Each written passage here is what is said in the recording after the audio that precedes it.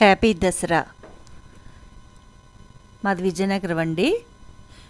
మా పక్క వీధిలోని దుర్గాదేవి నిలబెట్టారు.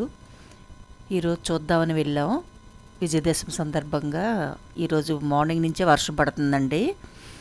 గాలులు కూడా బాగా వేస్తున్నాయి. అయినా సరే ఎలా అయినా ఈరోజు తల్లిని చూడాలని బయలుదేరామండి. వెళ్ళిన తర్వాత చూస్తే చాలా బాగుందండి.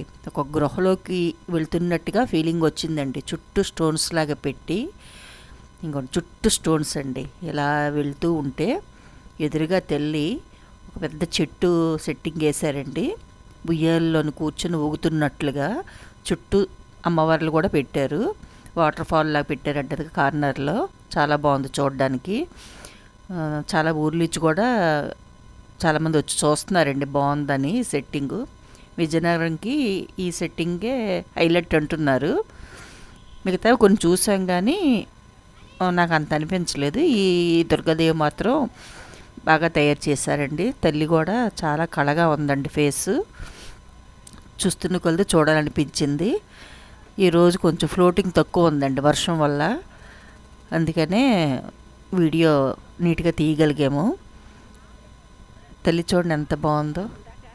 బాగా డెకరేషన్ విఘ్నేశ్వరుని దగ్గర పెట్టారండి. ఇక తల్లులు ఇటువైపు 2 అమ్మవార్లు, అటువైపు ఒక 2 అమ్మవార్లు పెట్టారు. తల్లి చూడండి ఉయ్యాల అంత చక్కగా ఊగుతున్నట్టుగా ఉందండి. కనులు నిండుగా ఈరోజు తల్లి దర్శనం అయిందండి మాకు. చాలా బాగుంది.